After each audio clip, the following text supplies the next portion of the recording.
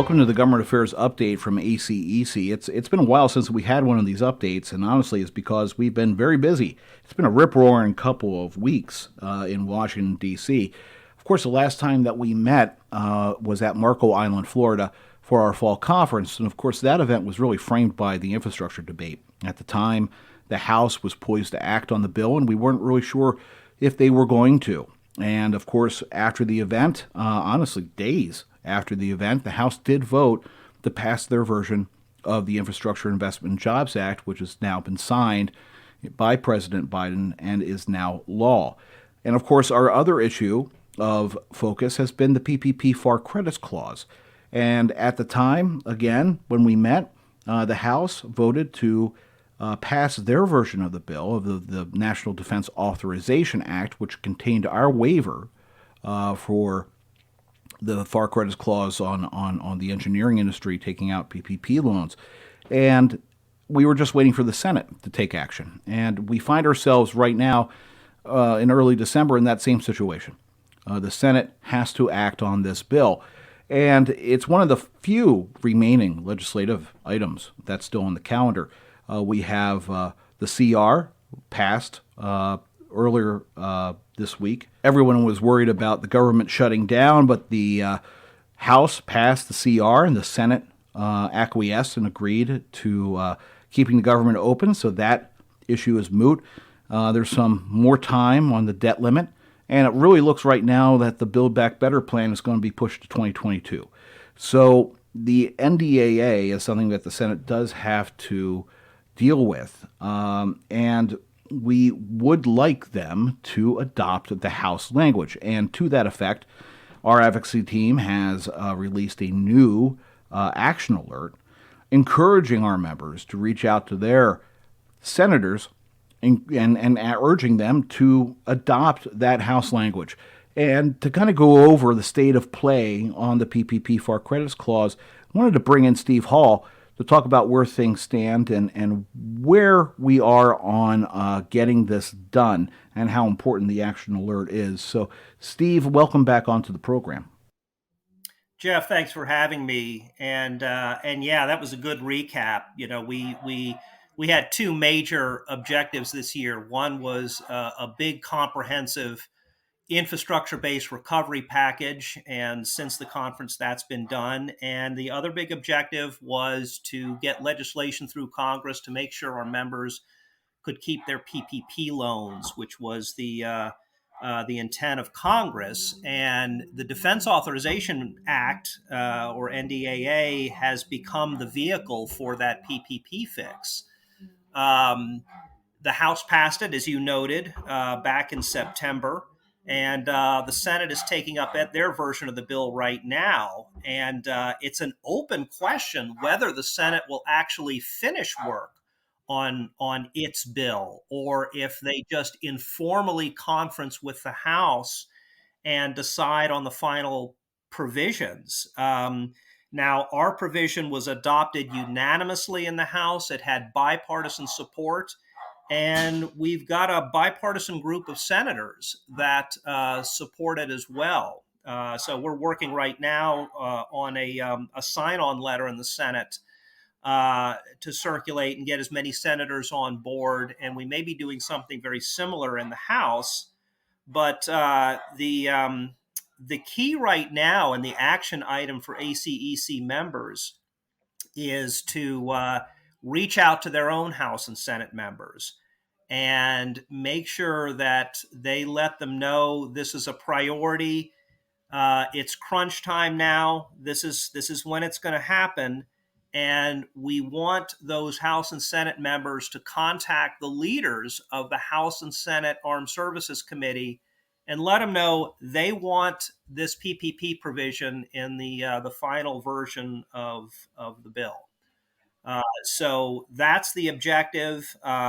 We are getting pushback from one senator, Senator Rand Paul of Kentucky, who's the senior Republican on the Senate Small Business Committee.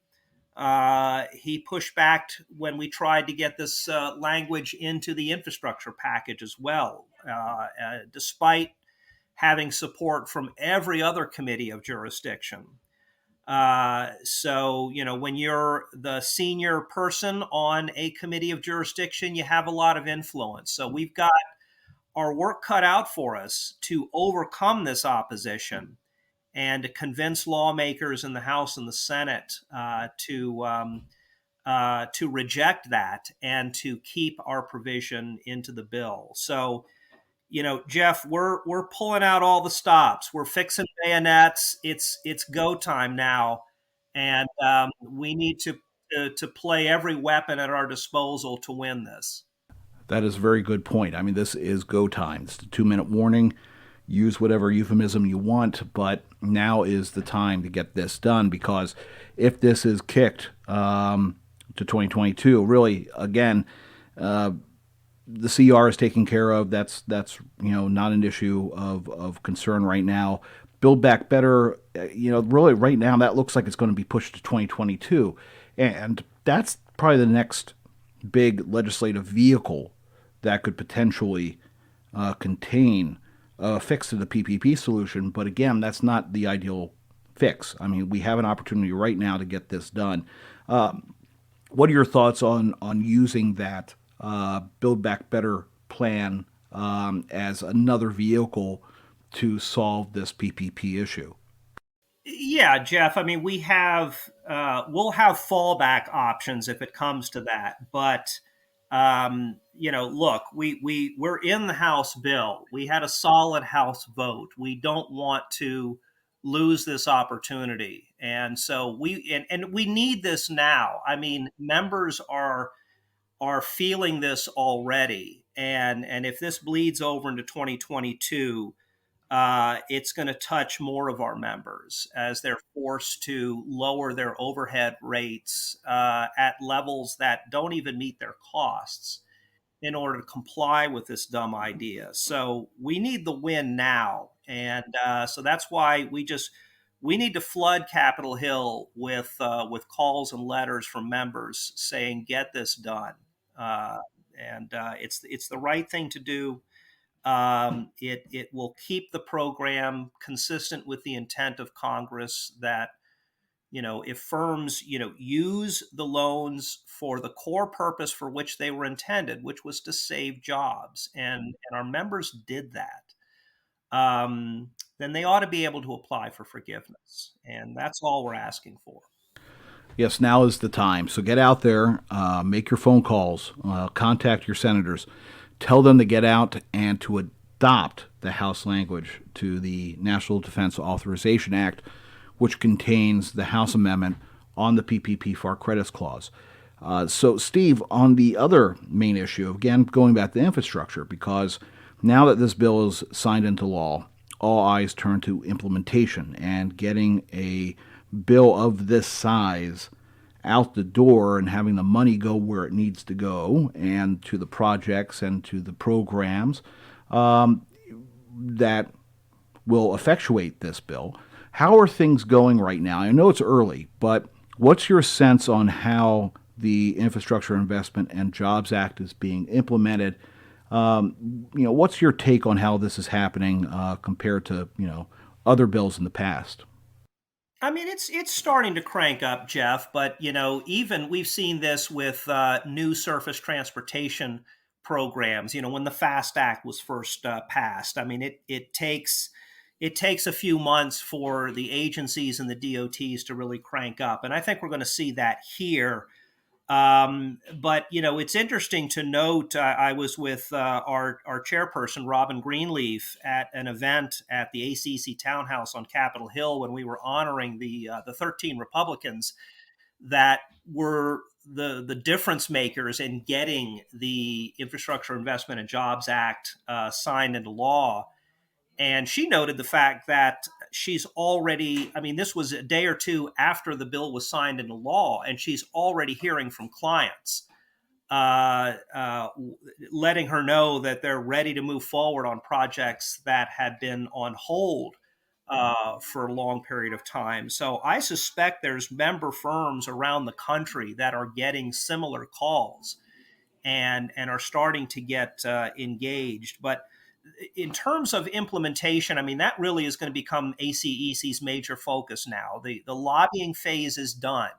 And so we're going to be rolling out education programs. We have a resource center on ACEC's website that we're going to continue to put information into to hopefully be that one-stop shop for our members looking for information. And so as new agency guidance comes out, any resource that may be of help to the members, we're going to put it there to give them easy reference. And then we're going to be working with organizations like AASHTO and the associations that represent our water clients and our energy clients, as well as the federal agencies on implementation issues in the weeks and months to go. You know, doing everything we possibly can to make this process as smooth as possible and as expedited as possible, so the country gets the full benefit of the investments in this package. You know, some of the early documents that have been put up on that resource page. I mean, a lot of it is that 10,000 foot, you know, state by state breakdown, which shows where a lot of the top number programmatic funding is going, bridge, road projects, and the like.